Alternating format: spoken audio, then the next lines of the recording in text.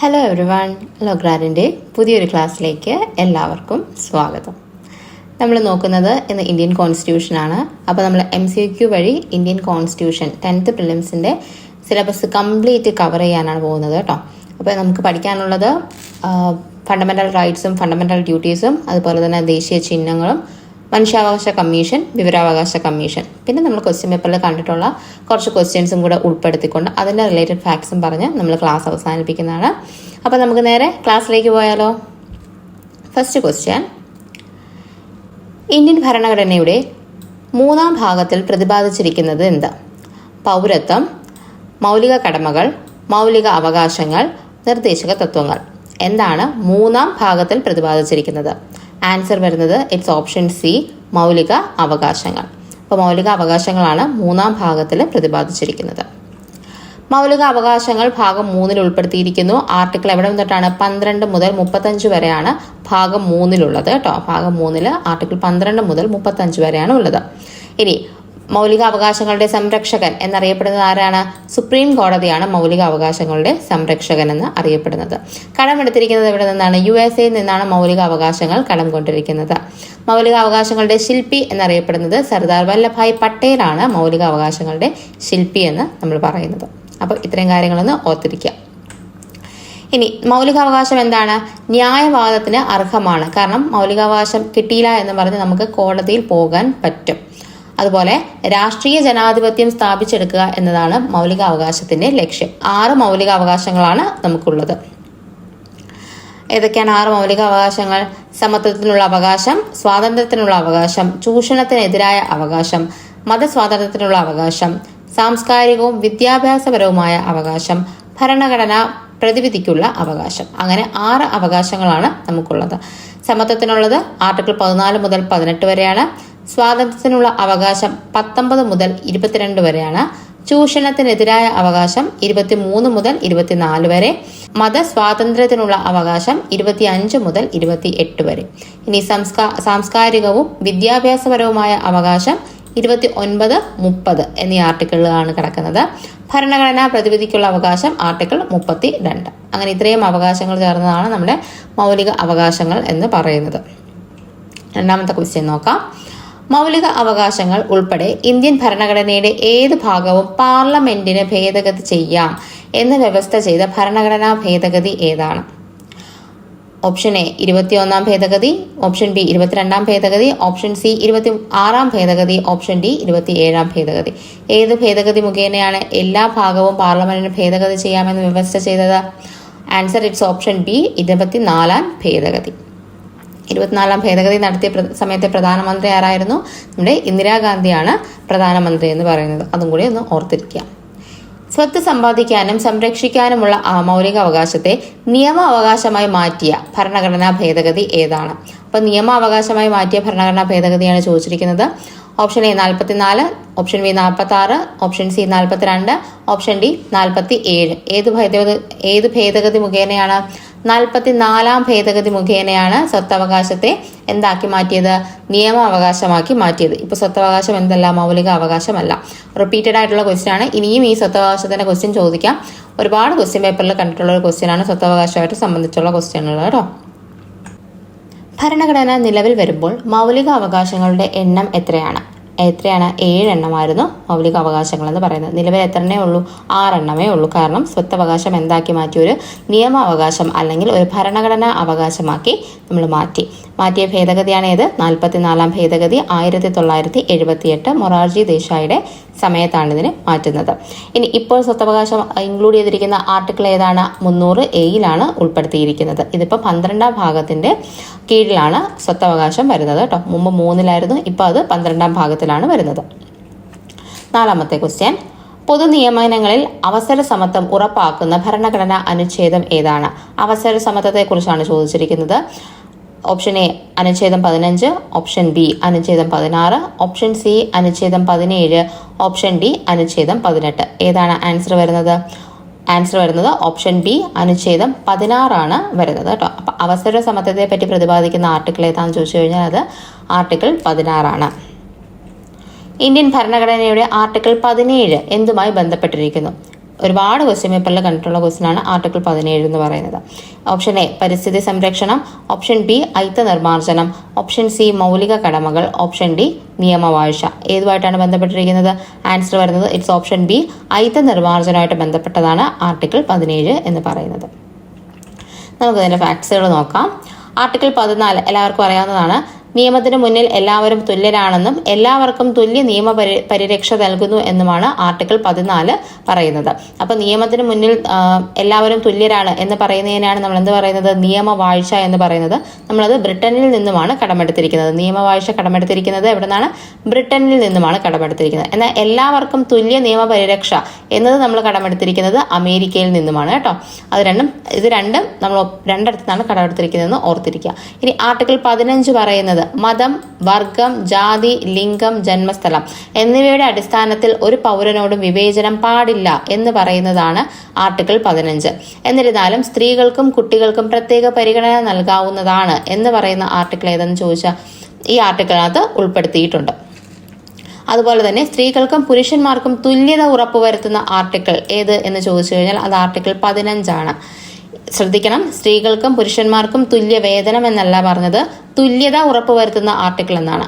തുല്യ വേതനം വരുന്നത് നമ്മുടെ നിർദ്ദേശക തത്വത്തിലാണ്, 39 സബ് ക്ലോസ് ഡിയിലാണ് വരുന്നത്. എന്നാൽ ഇത് സ്ത്രീക്കും പുരുഷനും തുല്യത ഉറപ്പുവരുത്തുന്നു എന്നേ പറഞ്ഞിട്ടുള്ളൂ. അതാണ് ആർട്ടിക്കിൾ 15 എന്ന് പറയുന്നത്. ഒരു ലിംഗത്തിന്റെ പേരിൽ വിവേചനം പാടില്ല, സ്ത്രീയും പുരുഷനും തുല്യരാണ് എന്ന് പറയുന്ന ആർട്ടിക്കിളാണ് ഇത് ആർട്ടിക്കിൾ 15 എന്ന് പറയുന്നത്. ഇനി ആർട്ടിക്കിൾ 16 പൊതു നിയമനത്തിൽ അവസര സമത്വം ഉറപ്പാക്കുക. നമ്മൾ പറഞ്ഞ കാര്യമാണ്. അതിൽ ജാതി, മതം, ലിംഗം, വർഗം ഒന്നും കണക്കാക്കാൻ പാടില്ല. പൊതു നിയമനത്തിൽ എന്താണ്? അവസര സമത്വം ഉണ്ടായിരിക്കണം. ആർട്ടിക്കിൾ 17 എന്താണ് പറയുന്നത്? തൊട്ടുകൂടായ്മ അതുപോലെ അയിത്തം എന്നിവ നിരോധിക്കുക എന്നതാണ് 17 പറഞ്ഞിരിക്കുന്നത്. മഹാത്മാഗാന്ധി കി ജയ് എന്ന മുദ്രാവാക്യം വിളിച്ചുകൊണ്ട് പാസാക്കിയ ഭരണഘടനയിലെ ഏക വകുപ്പാണ് ഇത് ആർട്ടിക്കിൾ 17 എന്ന് പറയുന്നത്. ഇനി നമ്മുടെ അയിത്തവുമായിട്ട് ബന്ധപ്പെട്ട കുറ്റങ്ങളും ശിക്ഷയും നൽകുന്ന നിയമം ഏതാണെന്ന് ചോദിച്ചു കഴിഞ്ഞാൽ അത് സിവിൽ അവകാശ സംരക്ഷണ നിയമം 1955 ആണ്. എന്നാൽ 1955 പാർലമെന്റ് പാസാക്കിയ നിയമത്തിന്റെ പേര് തൊട്ടുകൂടായ്മ നിരോധന നിയമം എന്നായിരുന്നു കേട്ടോ.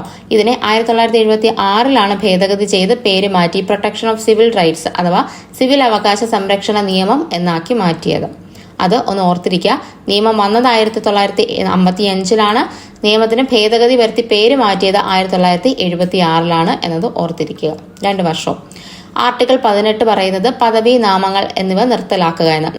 18 ഉദ്ദേശിക്കുന്നത് ബ്രിട്ടീഷ് ഭരണകാലത്തുണ്ടായിരുന്ന നാമങ്ങളും ആ പദവികളും ഒക്കെ എടുത്തു കളയുക എന്നുള്ളതാണ്. പേരിൽ നിന്നും എടുത്തു കളയുക എന്നതാണ്. അല്ലാതെ വിദ്യാഭ്യാസപരമായി നമ്മൾ ആർജിക്കുന്ന പദവികളും കലാപരമായിട്ടൊക്കെ കിട്ടുന്ന പദവികൾ നമുക്ക് പേരിനൊപ്പം വെക്കാവുന്നതാണ്.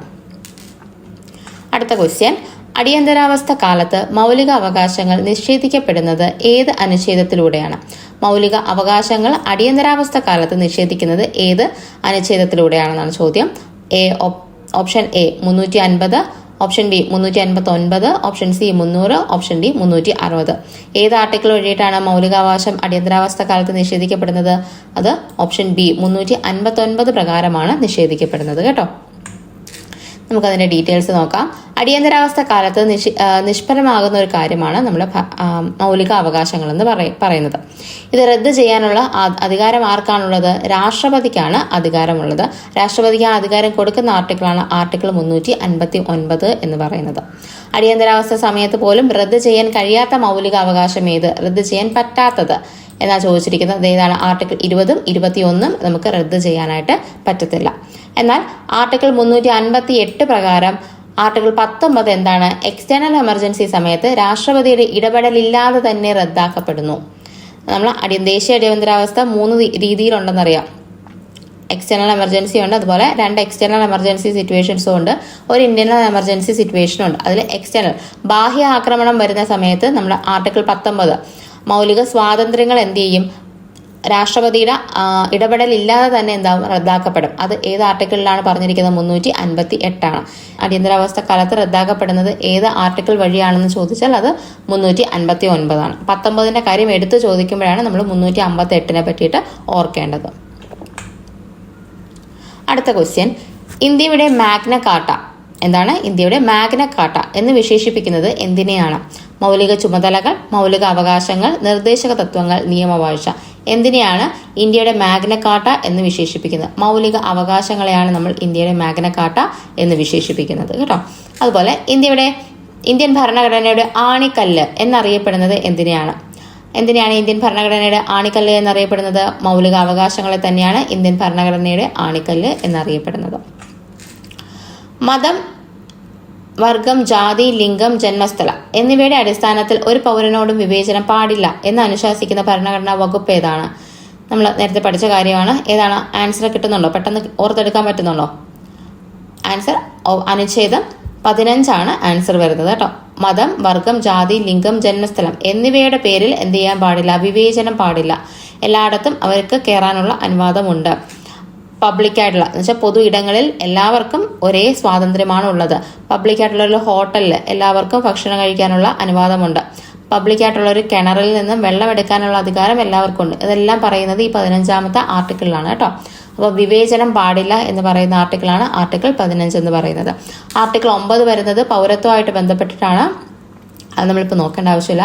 ആർട്ടിക്കിൾ 13 നമ്മുടെ ഇതിനകത്ത് വരുന്നതാണ്. ആർട്ടിക്കിൾ 13 ജുഡീഷ്യൽ റിവ്യൂ ആയിട്ട് ബന്ധപ്പെട്ടതാണ്. ജുഡീഷ്യൽ റിവ്യൂ കടമെടുത്തിരിക്കുന്ന എവിടെ നിന്നാണ്?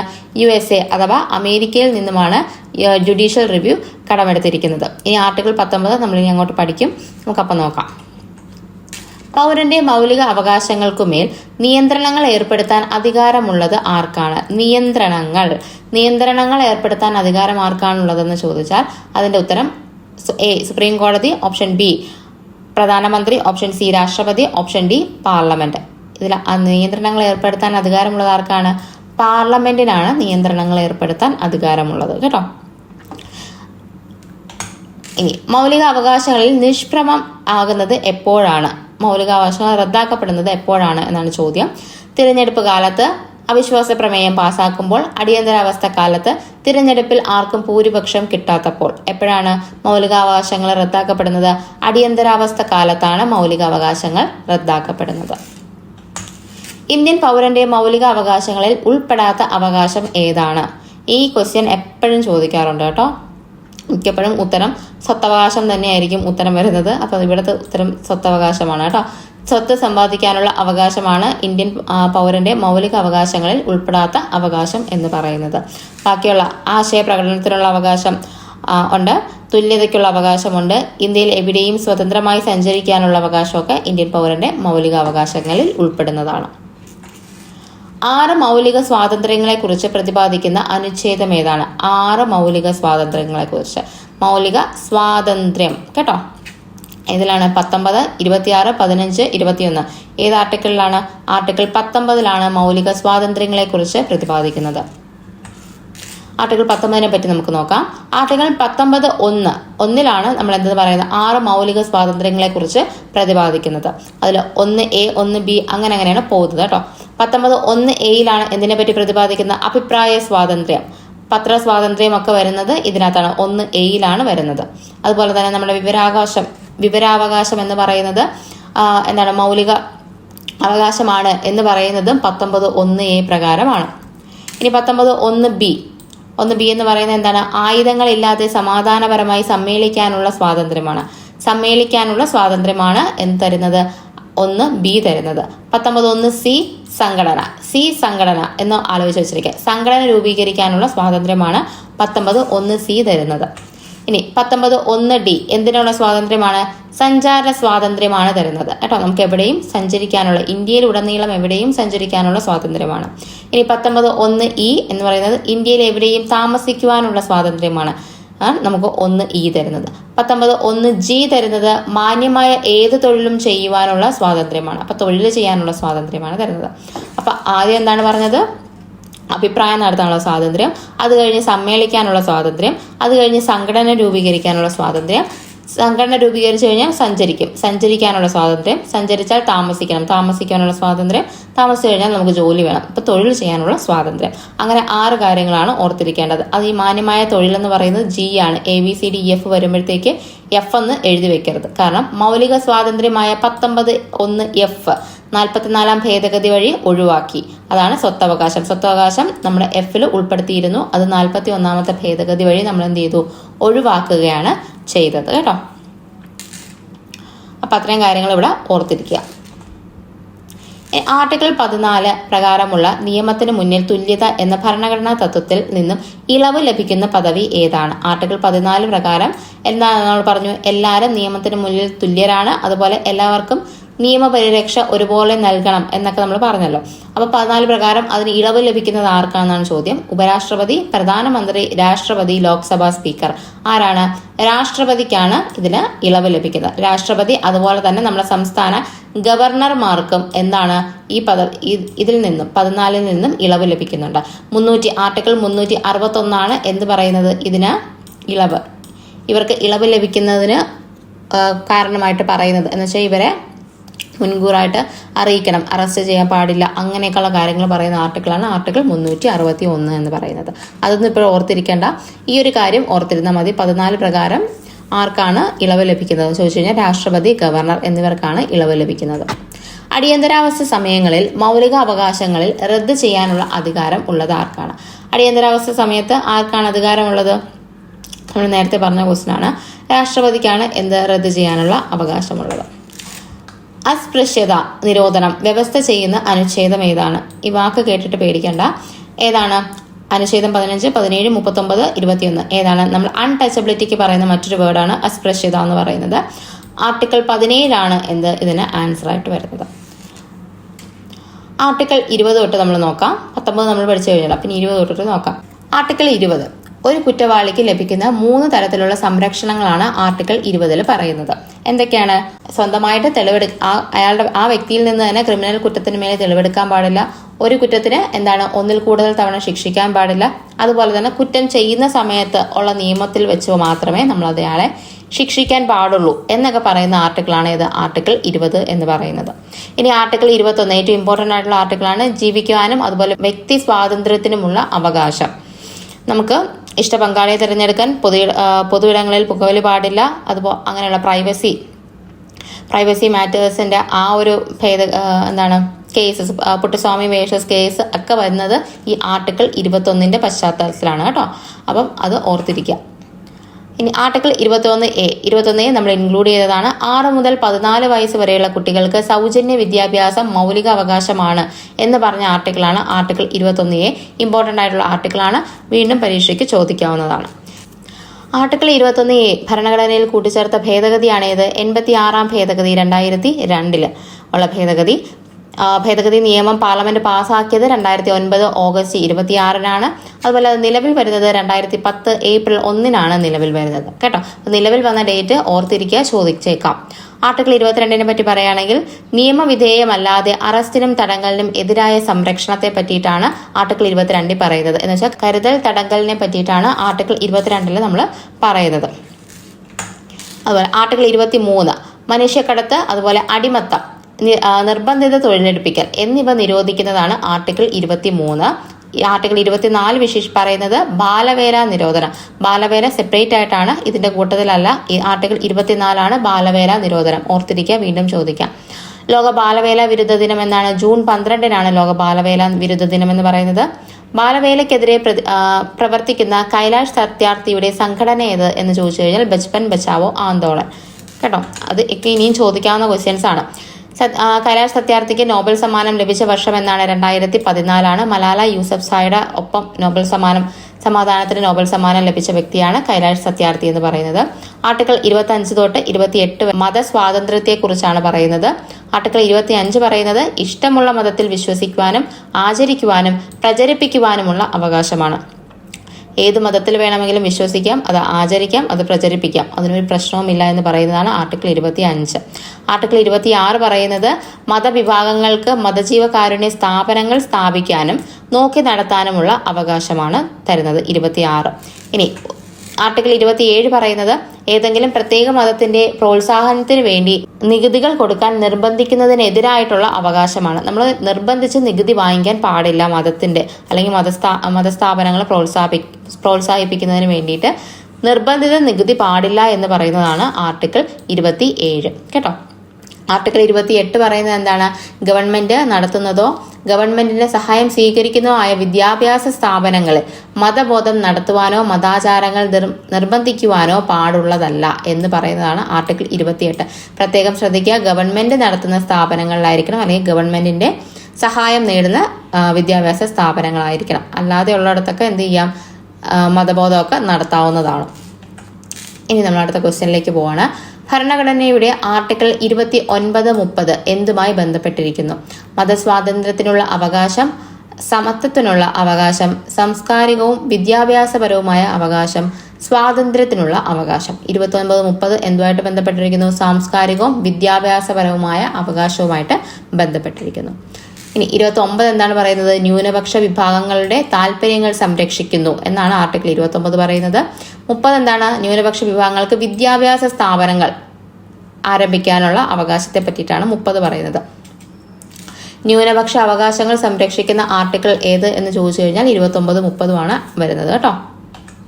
അടുത്ത ക്വസ്റ്റ്യൻ ആണ്, മൗലിക അവകാശങ്ങളിൽ മൗലികമായത് എന്നറിയപ്പെടുന്ന ആർട്ടിക്കിൾ ഏതാണ്? മൗലിക അവകാശങ്ങളിൽ മൗലികമായത് ആർട്ടിക്കിൾ 25, 28, 32, 39 ഏതാണ് മൗലികമായത് എന്നറിയപ്പെടുന്നത്? ഏതാണ് ആൻസർ വരുന്നത്?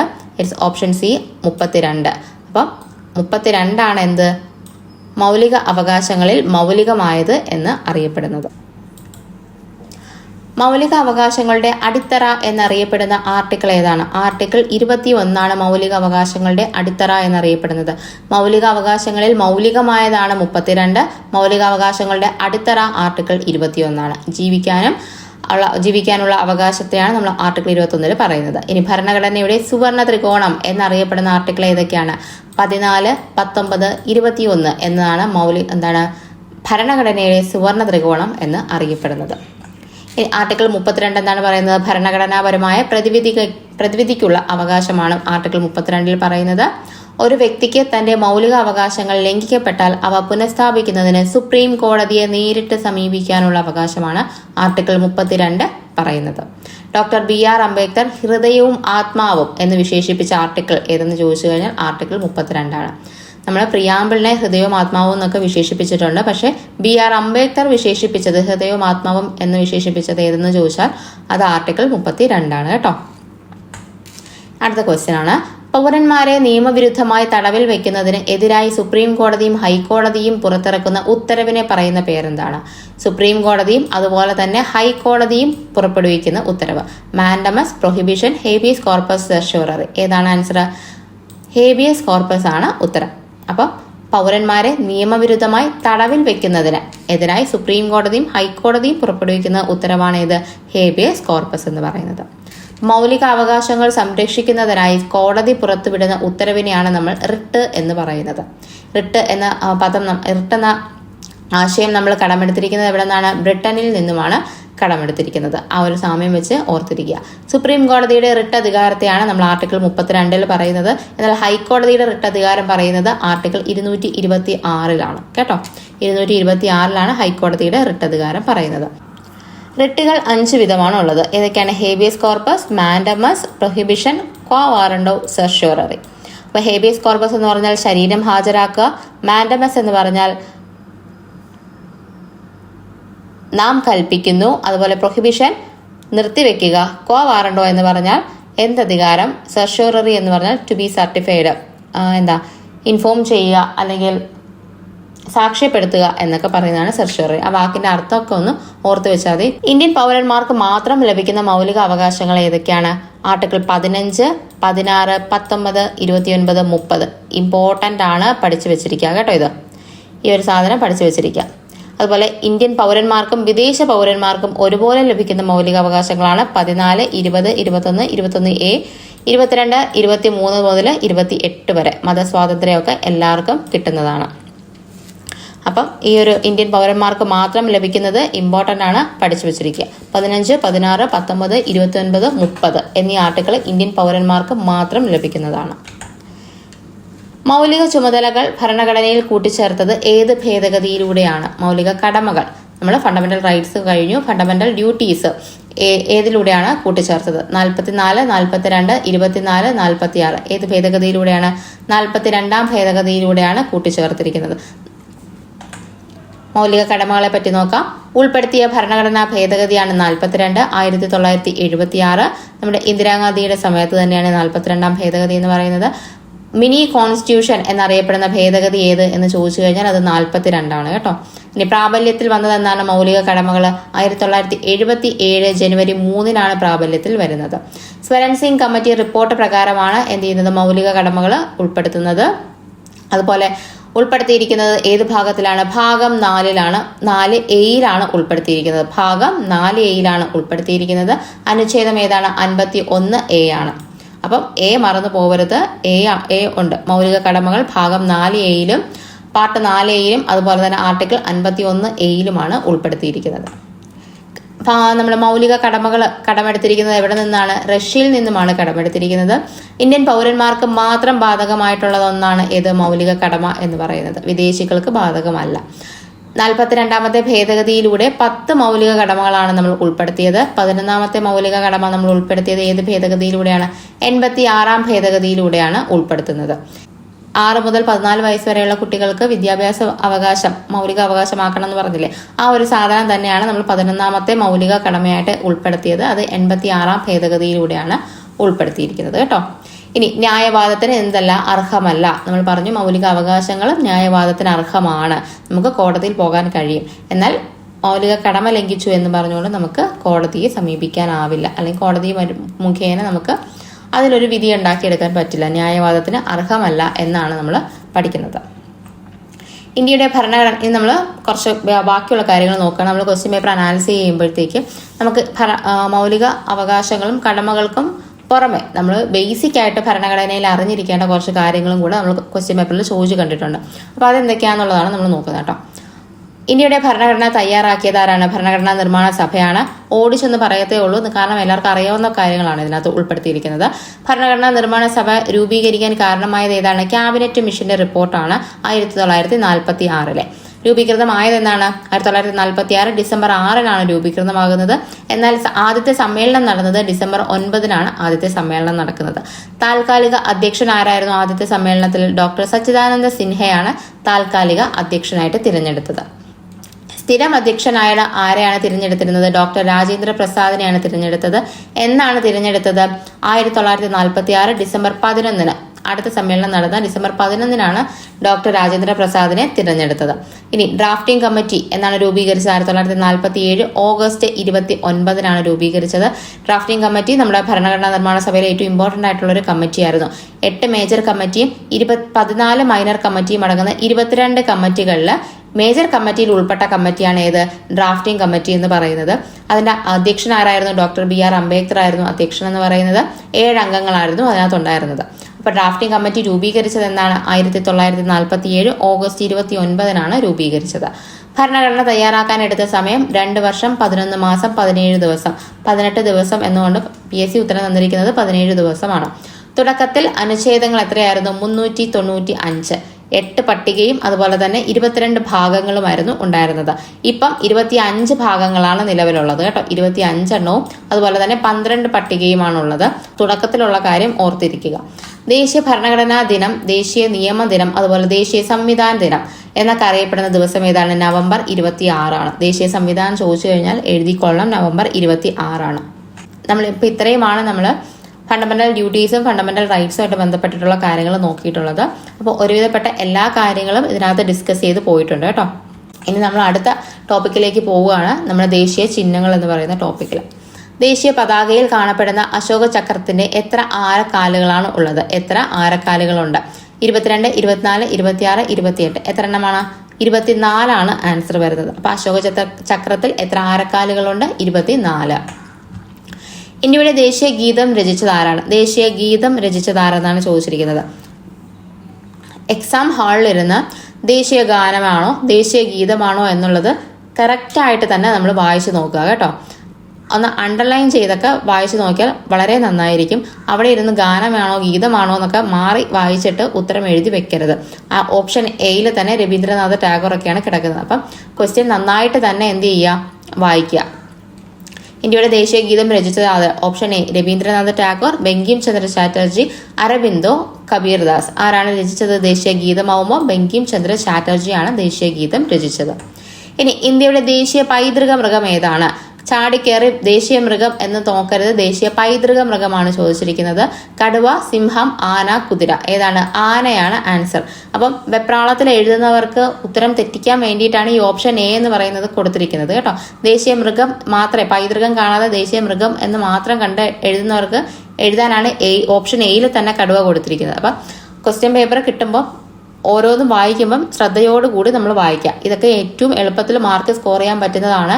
അത് പക്ഷേ ഏറ്റവും എളുപ്പത്തിൽ നെഗറ്റീവ് വരുത്താൻ പറ്റുന്നതുമാണ്. ശ്രദ്ധയോട് വായിച്ചില്ല എന്നുണ്ടെങ്കിൽ നെഗറ്റീവ് വരും, അത് ഉറപ്പാണ്. അപ്പൊ ദേശീയ പൈതൃക മൃഗം ഏതാണ്? ആനയാണ് ദേശീയ പൈതൃക മൃഗം എന്ന് പറയുന്നത്. ഇനി ദേശീയ പതാക തയ്യാറാക്കിയ പിങ്കളി വെങ്കയ്യ ജനിച്ചത് ഏത് സംസ്ഥാനത്താണ്? ഉത്തർപ്രദേശ്, തമിഴ്നാട്, ആന്ധ്രാപ്രദേശ്, മധ്യപ്രദേശ്. ആന്ധ്രാപ്രദേശ് സ്വദേശിയാണ് ആര്? പിങ്കളി വെങ്കയ്യ എന്ന് പറയുന്നത്. ഇന്ത്യയുടെ ദേശീയ ഗാനം ആലപിക്കാൻ എടുക്കുന്ന സമയം, ദേശീയ ഗാനം ആലപിക്കാൻ എടുക്കുന്ന സമയമാണ് 50, 52, 54, 56 സെക്കൻഡ്. ഏതാണ് ദേശീയ ഗാനം ആലപിക്കാൻ എടുക്കുന്ന സമയം? 52 സെക്കൻഡാണ് ദേശീയ ഗാനം ആലപിക്കാൻ എടുക്കുന്ന സമയം. ഈ പറയുന്ന ചിഹ്നം, ഈ ആർ എന്നെഴുതിയിരിക്കുന്ന ചിഹ്നം ഇന്ത്യൻ ഗവൺമെന്റ് രൂപയുടെ ദേശീയ ചിഹ്നമായി അംഗീകരിച്ചതെന്ന് എന്നാണ് ചോദ്യം. 2010 ജൂൺ 10, 2012 ജൂലൈ 15, 2010 ജൂലൈ 15, 2012 ജൂൺ 10 എന്നാണ് നമ്മൾ രൂപയുടെ ചിഹ്നം അംഗീകരിച്ചത്. 2010 ജൂലൈ 15 നമ്മൾ അംഗീകരിച്ചത് കേട്ടോ. 2010 ജൂലൈ 15. ഡേറ്റ് മറന്നു പോകരുത്, ഇനിയും ചോദിക്കാം. ദേശീയ മുദ്രയായ അശോക സ്തംഭത്തെ അംഗീകരിച്ചതെന്ന്, ദേശീയ മുദ്രയായ അശോക സ്തംഭത്തെ അംഗീകരിച്ചത് എന്നതാണ് ക്വസ്റ്റ്യൻ. എന്നാണ് അംഗീകരിച്ചത്? ആൻസർ വരുന്നത് ഓപ്ഷൻ ബി ആണ്. ജനുവരി 26, 1950 നമ്മൾ ദേശീയ മുദ്രയായിട്ട് അശോക സ്തംഭത്തെ അംഗീകരിക്കുന്നത്. അടുത്തത് ദേശീയ പതാകയുമായി ബന്ധമില്ലാത്തത് ഏത് എന്നാണ് ചോദിച്ചിരിക്കുന്നത്. പതാകയുമായി ബന്ധമില്ലാത്തത്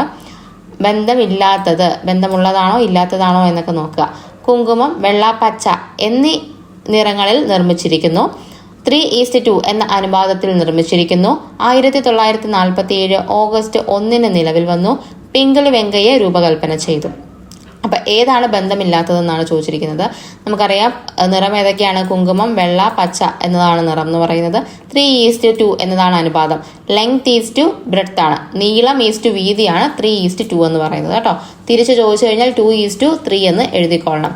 നീളമാണ് കൂടുതൽ, നീളമാണ് 3 എന്ന് പറയുന്നത്. ഇനി 1947 ഓഗസ്റ്റ് 1 നിലവിൽ വന്നു. വർഷം നമുക്ക് അവിടെ വെച്ചേക്കാം. പിങ്കളി വെങ്കയ്യാണ് രൂപകൽപ്പന ചെയ്തത്. അതും ശരിയാണ്. അപ്പൊ ഇവിടെ തെറ്റ് ഏതാണ്?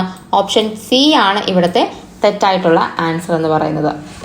1947 ജൂലൈ 22 അംഗീകരിക്കുന്നത്. അടുത്ത ക്വസ്റ്റ്യൻ, ദേശീയ ചിഹ്നത്തിൽ രൂപപ്പെടുത്തിയിരിക്കുന്ന വാക്യം ഏതാണ്? സത്യം ജയ ധർമ്മം ജയ, വെളിച്ചമേ നയിച്ചാലും, സത്യം വധ ധർമ്മം ചര, സത്യമേവ ജയതേ. ഏതാണ്? സത്യം കേട്ടുകൊണ്ട് ആദ്യം ചാടി പോകരുത്. സത്യമേവ ജയതേ എന്നതാണ് ആൻസർ വരുന്നത് കേട്ടോ. അപ്പോൾ ഇത്രയാണ് നമ്മൾ എന്ത് ചെയ്യുന്നത്? ദേശീയ ചിഹ്നങ്ങളുമായിട്ട് ബന്ധപ്പെട്ട ക്വസ്റ്റ്യൻസ് റെഫർ ചെയ്തിരിക്കുന്നത്. കണക്റ്റഡ് ഫാക്ട്സ് പറയാത്തത് ദേശീയ ചിഹ്നങ്ങളെ പറ്റിയിട്ടുള്ള ഡീറ്റെയിൽഡ് ആയിട്ടുള്ള ക്ലാസ് എടുത്തിട്ടുണ്ട്. വെറും 15-20 മിനിറ്റിനുള്ളിൽ നിങ്ങൾക്ക് കണ്ടു തീർക്കാവുന്നതേ ഉള്ളൂ അത്. അപ്പം അതിൻ്റെ ലിങ്ക് ഡിസ്ക്രിപ്ഷനിൽ ഞാൻ വീഡിയോ ലിങ്ക് കൊടുത്തിരിക്കാം. നിങ്ങൾ ആ ക്ലാസ്സുകൾ കയറി കാണുക. നമ്മൾ പരീക്ഷയ്ക്ക് ചോദിക്കാവുന്ന എല്ലാ ക്വസ്റ്റ്യൻസും ഉൾപ്പെടുത്തിയാണ് ചെയ്തിരിക്കുന്നത് കേട്ടോ. തീർച്ചയായിട്ടും നിർബന്ധമായിട്ടും അത് കണ്ടിരിക്കണം. ഈ 10 ക്വസ്റ്റ്യൻ വെച്ചുകൊണ്ട് നമുക്ക് എഴുതാൻ പറ്റില്ല. ആ ക്ലാസ് കണ്ടെങ്കിൽ മാത്രമേ നമുക്ക് എന്ത് ചെയ്യാൻ പറ്റുള്ളൂ, അത് എഴുതാനായിട്ട് പറ്റത്തുള്ളൂ. അപ്പം നിങ്ങൾ ആ ക്ലാസ്സും കൂടെ കയറി കാണുക. അടുത്ത ക്വസ്റ്റ്യൻ,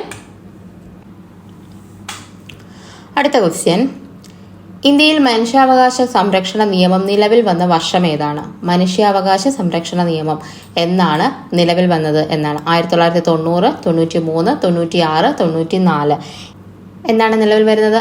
ഓപ്ഷൻ ബി 1993 മനുഷ്യാവകാശ സംരക്ഷണ നിയമം നിലവിൽ വരുന്നത് കേട്ടോ. അടുത്തത്, സംസ്ഥാന മനുഷ്യാവകാശ കമ്മീഷൻ ചെയർമാനെയും അംഗങ്ങളെയും നിയമിക്കുന്നത് ആരാണ്? സംസ്ഥാന മനുഷ്യാവകാശ ചെയർമാനെയും അംഗങ്ങളെയും നിയമിക്കുന്നത് ആര് എന്നാണ് ചോദ്യം. രാഷ്ട്രപതി, സുപ്രീം കോടതി ചീഫ് ജസ്റ്റിസ്, മുഖ്യമന്ത്രി, ഗവർണർ. ആരാണ് സംസ്ഥാന മനുഷ്യാവകാശ കമ്മീഷൻ ചെയർമാനെയും അംഗങ്ങളെയും നിയമിക്കുന്നത്? ഗവർണറാണ് സംസ്ഥാന മനുഷ്യാവകാശ കമ്മീഷൻ ചെയർമാനെയും അംഗങ്ങളെയും നിയമിക്കുന്നത് കേട്ടോ.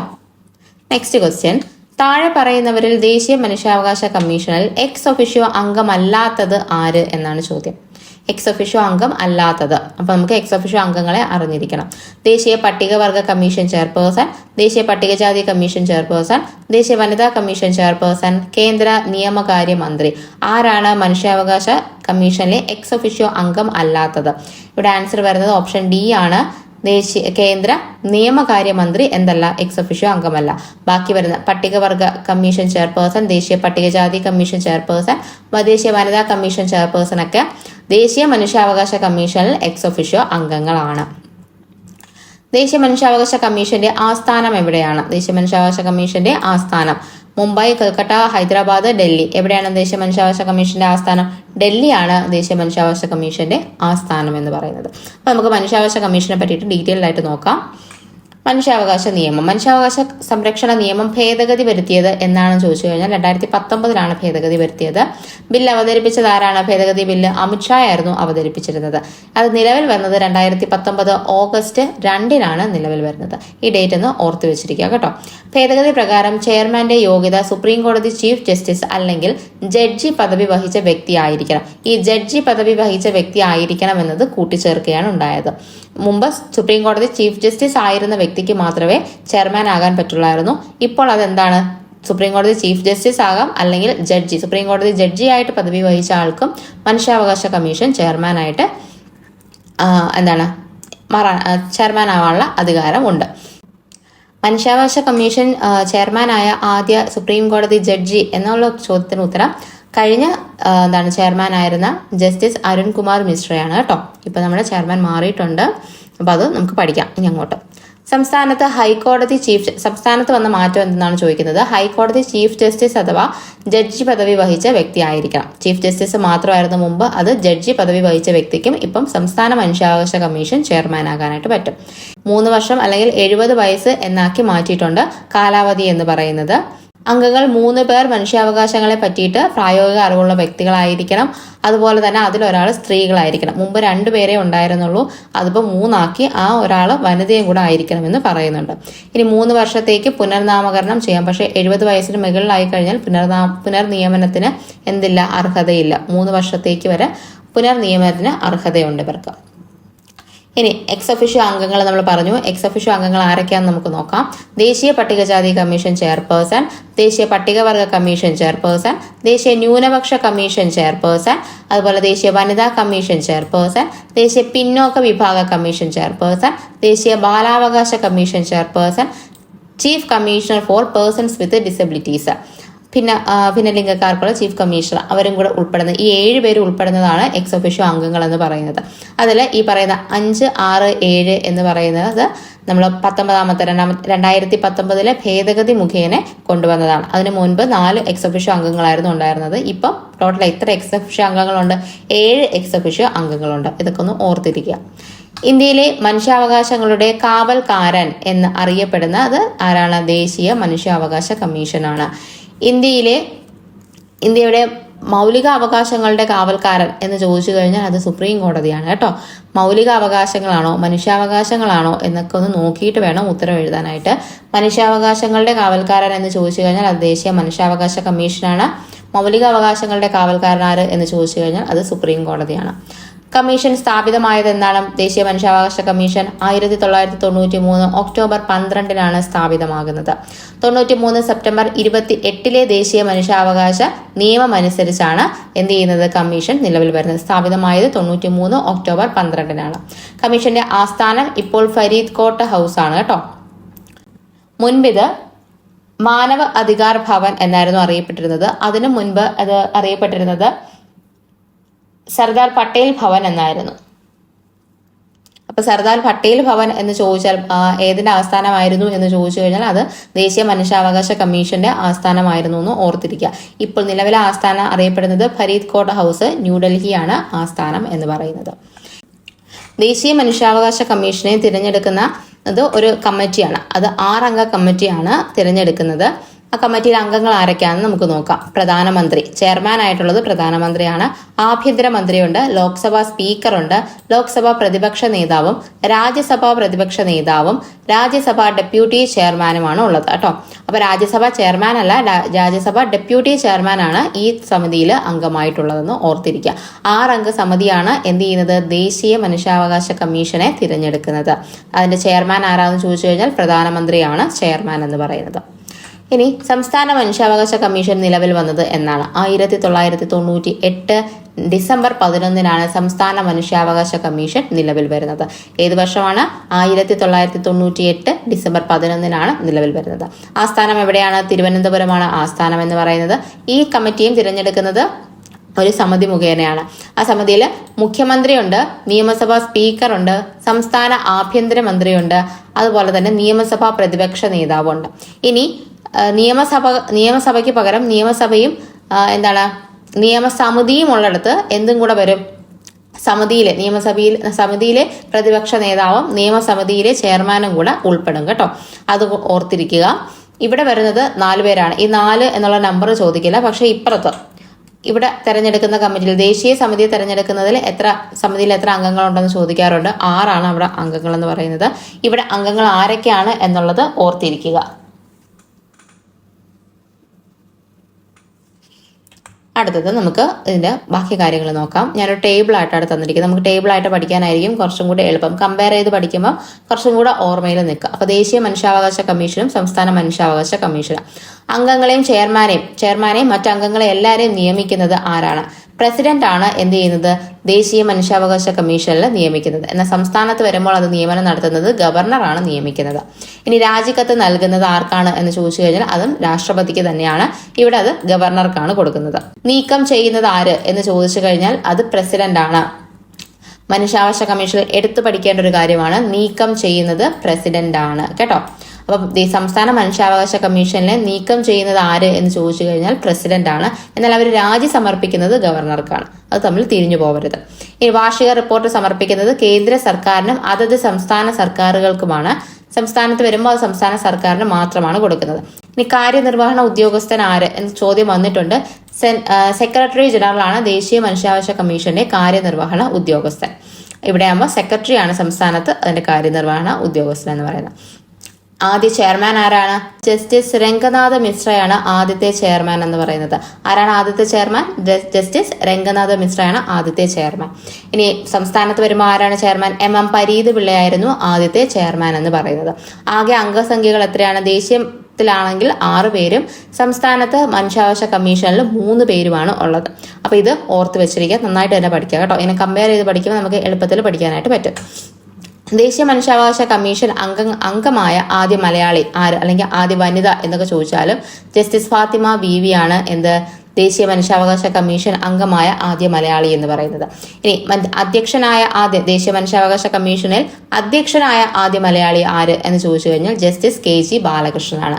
ഏറ്റവും കൂടുതൽ കാലം ചെയർമാനായ വ്യക്തിയും ജസ്റ്റിസ് KG ബാലകൃഷ്ണനാണ്. അതുപോലെ SC വിഭാഗത്തിൽ നിന്ന് അല്ലെങ്കിൽ ദളിത് വിഭാഗത്തിൽ നിന്നും അധ്യക്ഷനായ വ്യക്തി ആര് എന്ന് ചോദിച്ചാലും അതും ജസ്റ്റിസ് KG ബാലകൃഷ്ണനാണ്. അപ്പൊ ഇത്രയും കാര്യങ്ങൾ ദേശീയ മനുഷ്യാവകാശ കമ്മീഷനെ പറ്റിയിട്ട് നോക്കി വെച്ചിരിക്കാം. ഇനി നമ്മൾ വിവരാവകാശ കമ്മീഷനുമായിട്ട് ബന്ധപ്പെട്ട ക്വസ്റ്റ്യൻസ് ആണ് നോക്കുന്നത്. വിവരാവകാശ നിയമപ്രകാരം വിവരം ലഭിക്കുന്നതിന് അപേക്ഷ നൽകേണ്ടത് ആർക്കാണ്? ഓപ്ഷൻസ് വായിച്ചു നോക്കുക. ഇൻഫർമേഷൻ കമ്മീഷണർക്കോ ഇൻഫർമേഷൻ കമ്മീഷനിലെ ഏതെങ്കിലും അംഗത്തിനോ ഇൻഫർമേഷൻ കമ്മീഷനിലെ അംഗങ്ങൾക്കോ പബ്ലിക് ഇൻഫർമേഷൻ ഓഫീസർക്കോ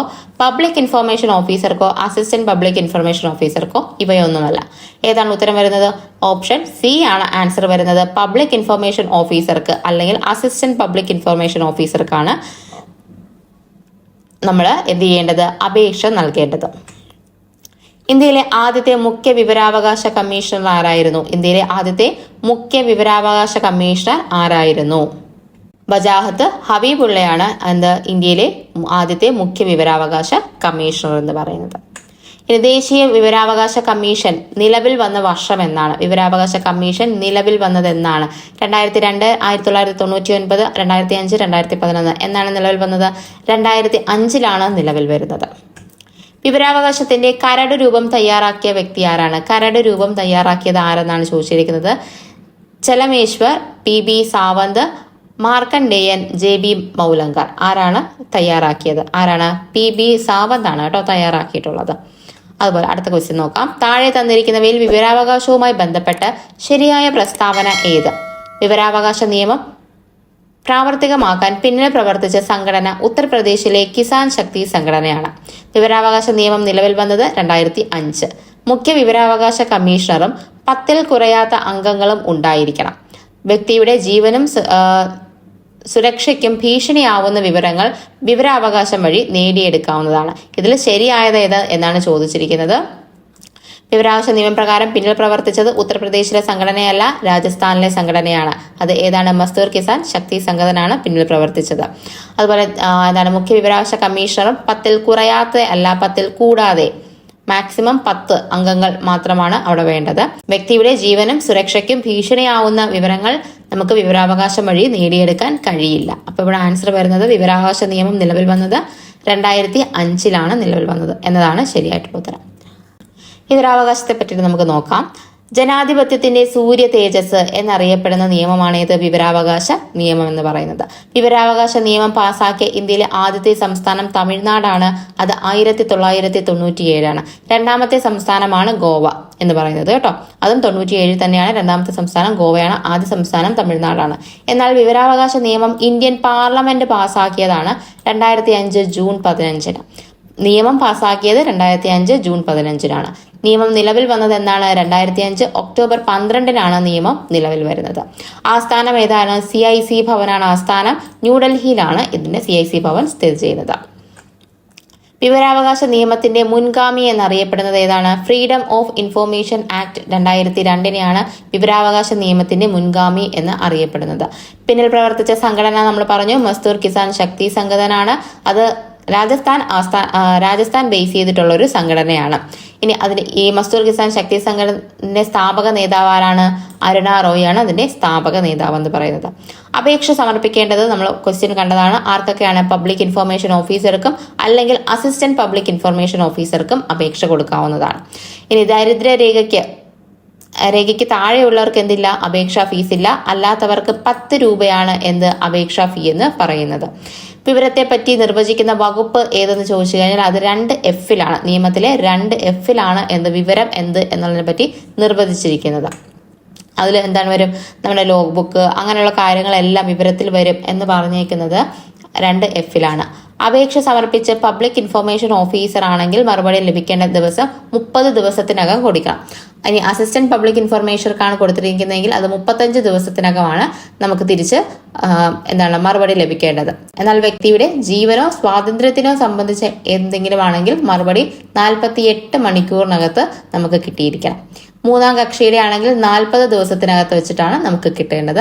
ഒന്നാം അപ്പീൽ കൊടുക്കേണ്ടത് 30 ദിവസത്തിനുള്ളിലാണ്. ഇനി രണ്ടാം അപ്പീൽ കൊടുക്കുന്നത് 90 ദിവസത്തിനുള്ളിലാണ്. ഇത് കൊടുക്കുന്നത് ഫസ്റ്റ് അപ്പീൽ കൊടുക്കുന്നത് നമ്മൾ അപ്പലേറ്റ് അതോറിറ്റിക്കാണ്. രണ്ടാം അപ്പീൽ കൊടുക്കുന്നത് ഒന്നുകിൽ കേന്ദ്ര വിവരാവകാശ കമ്മീഷണർക്കോ അല്ലെങ്കിൽ സംസ്ഥാന വിവരാവകാശ കമ്മീഷണർക്കോ ആണ് നമ്മൾ രണ്ടാം അപ്പീൽ സമർപ്പിക്കുന്നത്. നമ്മുടെ നിയമത്തിൽ ആകെ എത്ര അധ്യായങ്ങളാണുള്ളത്? 6 അധ്യായങ്ങളും 31 വകുപ്പുകളും 2 ഷെഡ്യൂളുകളുമാണ് ഉള്ളത് കേട്ടോ. അത് ഓർത്ത് വെച്ചിരുന്നാൽ മതി. വിവരാവകാശ ഭേദഗതി നിയമം 2019 ലോക്സഭയിൽ അവതരിപ്പിച്ചത് ജിതേന്ദ്ര സിംഗ് ആണ്. 2019 ജൂലൈ 19 ഇത് അവതരിപ്പിക്കുന്നത്. നിയമം നിലവിൽ വരുന്നത് 2019 ഓഗസ്റ്റ് 1. മനുഷ്യാവകാശ ഭേദഗതി നിയമം നിലവിൽ വന്നത് എന്നായിരുന്നു? 2019 ഓഗസ്റ്റ് 2 നിലവിൽ വന്നത്. വിവരാവകാശ ഭേദഗതി നിയമം നിലവിൽ വരുന്നത് 2019 ഓഗസ്റ്റ് 1. അടുത്തുള്ള ഡേറ്റുകളിലാണ് വരുന്നത്. ഒന്ന് കണക്ട് ചെയ്ത് പഠിച്ചു വെച്ചിരിക്കുക. ഇനി കാലാവധി 5 വർഷം 65 എന്നുള്ളത് ഭേദഗതി പ്രകാരം 3 വർഷമാക്കി ചുരുക്കുകയുണ്ടായി. ഇപ്പൊ 5 വർഷമില്ല, 3 വർഷമാണ് കാലാവധി എന്ന് പറയുന്നത്. വിവരാവകാശ നിയമത്തിൽ നിന്നും ഒഴിവാക്കപ്പെട്ട സ്ഥാപനങ്ങൾ 2ാം ഷെഡ്യൂളിലാണ് കൊടുത്തിരിക്കുന്നത് കേട്ടോ. ഏത് ഷെഡ്യൂളിലാണ് കൊടുത്തിരിക്കുന്നത്? 2ാം ഷെഡ്യൂളിലാണ് കൊടുത്തിരിക്കുന്നത്. 2 ഷെഡ്യൂളുകളാണ് ഉള്ളതെന്ന് പറഞ്ഞു. അതിൽ 2ലാണ് നമ്മൾ വിവരാവകാശത്തില് എന്തൊക്കെ സ്ഥാപനങ്ങളാണ് ഒഴിവാക്കിയിരിക്കുന്നത് എന്ന് പറഞ്ഞിരിക്കുന്നത്. 22 സ്ഥാപനങ്ങളെ ഇതിൽ നിന്നും ഒഴിവാക്കിയിട്ടുണ്ട്. ഇനി വിവരാവകാശ നിയമപ്രകാരം ലഭിക്കാത്ത വിവരങ്ങൾ എന്തൊക്കെ വിവരങ്ങൾ ലഭിക്കില്ല എന്ന് പറയുന്നത് വകുപ്പ് 8 പറഞ്ഞിരിക്കുന്നത്. ഈ വിവരാവകാശ നിയമപ്രകാരം ലഭിക്കാത്ത വിവരങ്ങൾ ഉൾപ്പെടുത്തിയിരിക്കുന്നത് വകുപ്പ് 8. എന്നാൽ ഏതൊക്കെ സ്ഥാപനങ്ങളാണ് ഒഴിവാക്കിയിരിക്കുന്നത് എന്ന് ചോദിച്ചു കഴിഞ്ഞാൽ അത് 2ാം ഷെഡ്യൂളിലുമാണ് ഉൾപ്പെടുത്തിയിരിക്കുന്നത്. ഈ 1ാം ഷെഡ്യൂളിൽ പറയുന്നത് എന്താണ്? സത്യവാചകത്തെ പറ്റിയിട്ടാണ് 1ാം ഷെഡ്യൂളിൽ പറഞ്ഞിരിക്കുന്നത് കേട്ടോ. ഇനി നമുക്ക് ദേശീയ വിവരാവകാശ കമ്മീഷനും സംസ്ഥാന വിവരാവകാശ കമ്മീഷനുമായിട്ട് നമുക്ക് നോക്കാം.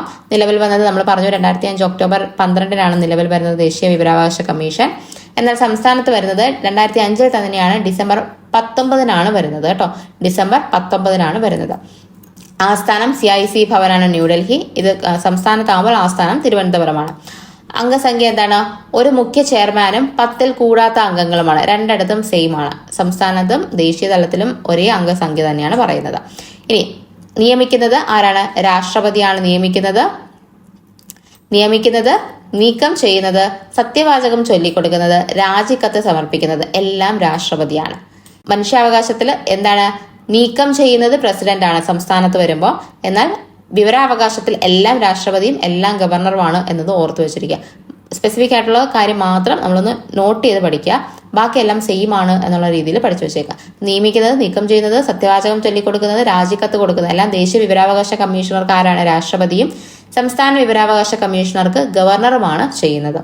ഇനി ആദ്യ മുഖ്യ വിവരാവകാശ കമ്മീഷണറായിരുന്നു ആര്? ദേശീയ തലത്തില് വജാഹത്ത് ഹബീബുള്ളയും കേരള സംസ്ഥാനത്തിന്റെ ആദ്യത്തെ മുഖ്യ വിവരാവകാശ കമ്മീഷണർ പാലാട്ട് മോഹൻദാസുമാണ്. തിരഞ്ഞെടുക്കുന്ന സമിതി ഏതൊക്കെയാണ്? നമ്മൾ മനുഷ്യാവകാശത്തിൽ പറഞ്ഞതുപോലെ ഇവിടെയും തിരഞ്ഞെടുക്കുന്ന സമിതിയുണ്ട്. ഇത് 3 അംഗ സമിതിയാണ് തിരഞ്ഞെടുക്കുന്നതിൽ ചെയർമാൻ എന്ന് പറയുന്ന സമിതിയുടെ ചെയർമാനാണ് പ്രധാനമന്ത്രി. ലോക്സഭ പ്രതിപക്ഷ നേതാവുണ്ട്. അതുപോലെ തന്നെ പ്രധാനമന്ത്രി നാമനിർദ്ദേശം ചെയ്യുന്ന ഒരു വ്യക്തിയുണ്ട്. ഒരു ക്യാബിനറ്റ് മിനിസ്റ്ററിനെ പ്രധാനമന്ത്രി നാമനിർദ്ദേശം ചെയ്യും. ആ വ്യക്തിയും ലോക്സഭാ പ്രതിപക്ഷ നേതാവും പ്രധാനമന്ത്രിയും ഉൾപ്പെടുന്നതാണ് 3 അംഗ സമിതി എന്ന് പറയുന്നത്. സംസ്ഥാന തലത്തിൽ വരുമ്പോൾ മുഖ്യമന്ത്രി, നിയമസഭാ പ്രതിപക്ഷ നേതാവ്, അതുപോലെ മുഖ്യമന്ത്രി നാമനിർദ്ദേശം ചെയ്യുന്ന ഒരു മന്ത്രി കൂടെ ചെയ്യുന്ന ആളാണ് സമിതി എന്ന് പറയുന്നത്. കേന്ദ്ര മുഖ്യ വിവരാവകാശ കമ്മീഷണറായി ആദ്യ വനിത ആരെന്ന് ചോദിച്ചു കഴിഞ്ഞാൽ അത് ദീപക് സന്ധുവാണ്. കേന്ദ്ര മുഖ്യ വിവരാവകാശ കമ്മീഷണറായ ആദ്യ വനിത എന്ന് പറയുന്നത്. രണ്ടാമത്തെ വനിതയാണ് സുഷമ സിംഗ് എന്ന് പറയുന്നത്. ഇത് രണ്ടും ഓർത്തിരിക്കുക. ഇനി നമ്മൾ കുറച്ച് എക്സ്ട്രാ ഫാക്ട്സ് നോക്കുകയാണ്. പട്ടികജാതി പട്ടികവർഗ കമ്മീഷൻ ദേശീയ തലത്തിലുള്ളതാണ് നോക്കുന്നത്. നിലവിൽ വന്നത് 2004-ലാണ്. കാരണം ഇത് രണ്ടും ഒന്നായിരുന്നു ആദ്യ സമയത്ത്. 1990-ലെ 65-ാമത്തെ ഭേദഗതി പ്രകാരം ദേശീയ സംയുക്ത പട്ടികജാതി പട്ടികവർഗ കമ്മീഷനായിരുന്നു ഉണ്ടായിരുന്നത്. അത് നമ്മൾ 2003-ലെ 89-ാം ഭേദഗതി പ്രകാരം വിഭജിച്ച് ദേശീയ പട്ടികജാതി കമ്മീഷൻ എന്നും ദേശീയ പട്ടികവർഗ കമ്മീഷൻ എന്നും ആക്കി. അങ്ങനെ 2003-ലെ ഭേദഗതി പ്രകാരം 2004-ലാണ് എന്ത് ചെയ്യുന്നത്? ദേശീയ പട്ടികജാതി കമ്മീഷനും ദേശീയ പട്ടികവർഗ കമ്മീഷനും നിലവിൽ വരുന്നത്. അത് ഓർത്തിരിക്കുക. ഏത് ആർട്ടിക്കിളാണ് പ്രതിപാദിക്കുന്നത്? 338-ലാണ് ദേശീയ പട്ടികജാതിയെ പറ്റി പ്രതിപാദിക്കുന്നത്. 338A-ലാണ് പട്ടികവർഗ കമ്മീഷനെ പറ്റി പ്രതിപാദിക്കുന്നത്. നിയമിക്കുന്നത് രാഷ്ട്രപതി തന്നെയാണ് രണ്ടിടത്തും. കാലാവധി 3 വർഷമാണ്. ആകെ അംഗങ്ങൾ 5 പേരാണ്. ആകെ അംഗങ്ങൾ എന്ന് പറയുന്നത്. രണ്ടിന്റെയും ആസ്ഥാനം ലോക്നായക് ഭവനാണ്. ആദ്യ ചെയർമാൻ പട്ടികജാതി കമ്മീഷൻ സെപ്പറേറ്റ് ആക്കിയതിനു ശേഷം ആദ്യത്തെ ചെയർമാൻ എന്ന് പറയുന്നത് സൂരജ് ഭാനാണ്. പട്ടികവർഗ കമ്മീഷന്റെ ആദ്യ ചെയർമാൻ എന്ന് പറയുന്നത് കൻവർ സിംഗ് ആയിരുന്നു കേട്ടോ. ഇത് എന്താണ്? രണ്ടും സെപ്പറേറ്റ്. 89-ാം ഭേദഗതിക്ക് ശേഷമുള്ള ആദ്യത്തെ ചെയർമാനാണ് ഈ കൊടുത്തിരിക്കുന്നത്. രണ്ടും സംയോജിച്ചിരുന്ന സമയത്ത് ആദ്യത്തെ ചെയർമാൻ എന്ന് പറയുന്നത് ശ്രീ രാംധർ ആണ്. ആദ്യത്തെ ചെയർമാൻ എന്ന് പറഞ്ഞ് സംയോജിത പട്ടികജാതി പട്ടികവർഗ കമ്മീഷന്റെ ചെയർമാൻ ശ്രീ രാംധർ ആയിരുന്നു. ഇത് രണ്ടും വിഭജിച്ചതിന് ശേഷമാണ് സൂരജ് ഭാൻ ആദ്യത്തെ ചെയർമാനും കൻവർ സിംഗ് പട്ടികവർഗത്തിലെ ആദ്യത്തെ ചെയർമാനുമായിട്ട് മാറുന്നത്. ഇത്രയും ഒന്ന് ഓർത്തിരിക്കുക. സംസ്ഥാനത്തിലാണെങ്കിൽ ഇപ്പോഴും സംയോജിച്ചുള്ള രീതിയിൽ തന്നെയാണ് സംസ്ഥാന പട്ടികജാതി പട്ടികവർഗ കമ്മീഷൻ എന്നാണ് അറിയപ്പെടുന്നത്. സംസ്ഥാനത്ത് നിലവിൽ വന്നത് 2007-ലാണ് ഈ സംയോജിത കമ്മീഷൻ നിലവിൽ വന്നിട്ടുള്ളത് കേട്ടോ. ഇനി ദേശീയ പിന്നോക്ക വിഭാഗ കമ്മീഷനെ പറ്റി നോക്കാം. 338B-യിലാണ് ആർട്ടിക്കിൾ 338B-യിലാണ് എന്ത് ചെയ്തിരിക്കുന്നത്? പിന്നോക്ക വിഭാഗ കമ്മീഷനെ ഉൾപ്പെടുത്തിയിരിക്കുന്നത്. ഇവിടെയും അംഗങ്ങൾ 5 പേരാണ്. നിയമിക്കുന്നത് രാഷ്ട്രപതി തന്നെയാണ്. കാലാവധി 3 വർഷമാണ്. മറ്റേതുമായിട്ട് സെയിം ആയിട്ടുള്ള കാര്യമാണ് കേട്ടോ.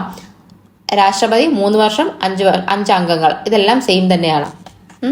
ഇനി നമ്മൾ 338B ഉൾപ്പെടുത്തിയത് ഏത് ഭേദഗതിയിലൂടെയാണ്? 2018-ലെ 102-ാം ഭേദഗതി മൂലമാണ് എന്ത് ചെയ്യുന്നത്?